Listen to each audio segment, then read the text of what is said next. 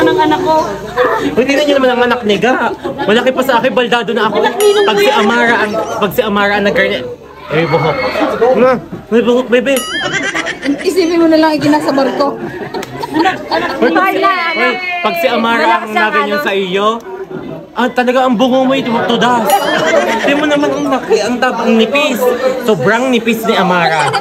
Mag-ina nga, tingnan mo ang kulay ng damit. Nay, mag-ina nga. Tara na magbingo! Ano sa'yo sabi mo? Ano? Yakagin mo. Mag? Tara na magbingo! Bakit mo? Niyayakag ang ina mag-bingo. Tinuturuan ako. Ano? Magbingo! Sino? Punan, anak. Tayo! Ayan na Wala akong anak. Niyayakag ni Amara magbingo ang kanyang ina. Malari ka na. Ba't ayaw mo sumama sa anak mo? Abay, ako'y tuturuan pa. Ako ang kanya magulang. Teka, ano? Basta yung, ano ko, nakakaya.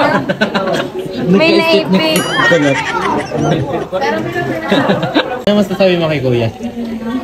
Kuya, saan ka tutulog? Kaya hatid na kita. Kuya, sabihan mo. Hoy guys, uuwi si Kulot na baldado sa akin. Kanina sa ulo, sobrang sakit. Hindi, si Kuya muna. Sabi mo ito mabisa si Kuya. Ikaw talaga, hindi ako.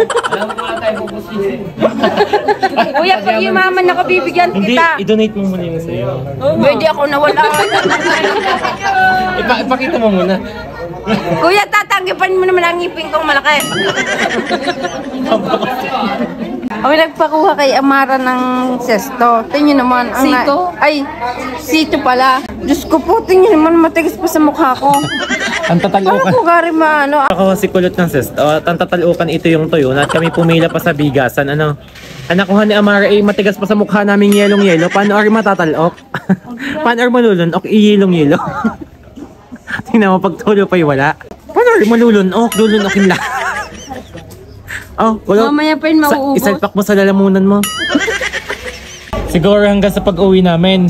Meron pa rin ito. Hindi pa yan tunaw hanggang bukas. Magaling kumuha si Amara.